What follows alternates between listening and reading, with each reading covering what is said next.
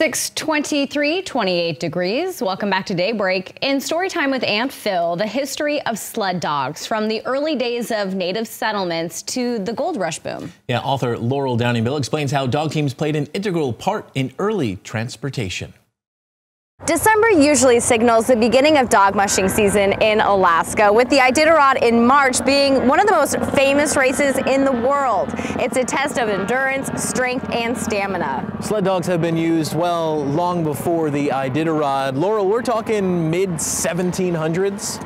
When the Russians came ashore in Alaska in the mid-1700s, they found dogs in the villages.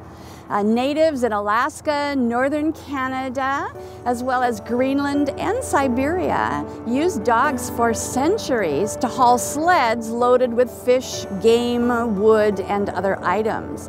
Now the natives would run ahead of the dogs to guide them on their yearly trips between their settlements and fishing camps as well as hunting areas.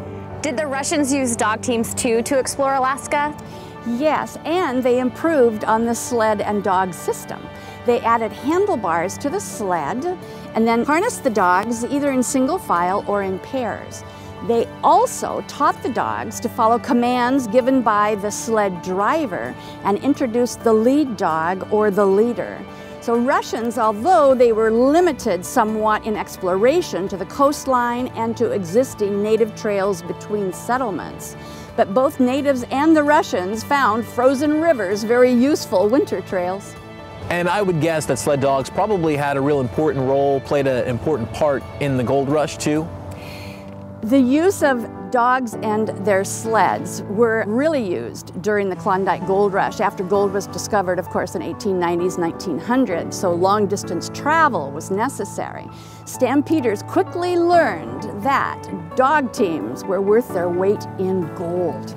And soon these dogs were hauling chichacos all over the place, as well as helping to establish law and order, as well as mail routes, and then packing these miners to their next strike. So I'd imagine that there was quite an extensive trail system.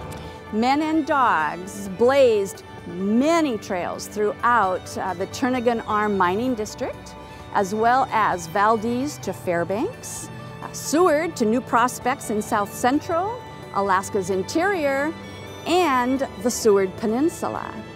So by 1905, you had sled dogs hauling mail over 180 miles from Seward to Susitna Station, which at the time was a little steamboat stop along the lower Susitna River. It had become a supply center for the dozens of mines that dotted the foothills of the Alaska Range. But of course, when gold was discovered in 1906-07 on the Innoko River, that's another huge trail established that eventually stretched from Seward to Nome, and we know that as the Iditarod Trail.